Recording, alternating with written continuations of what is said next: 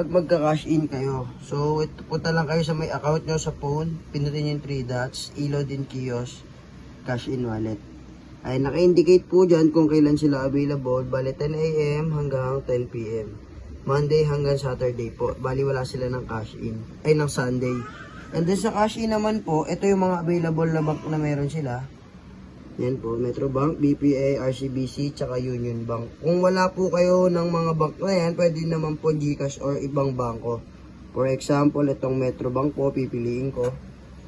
Tapos, punta lang kayo rito sa bangko nyo kung anong bangko po meron. Ito kasi sa akin, AUB.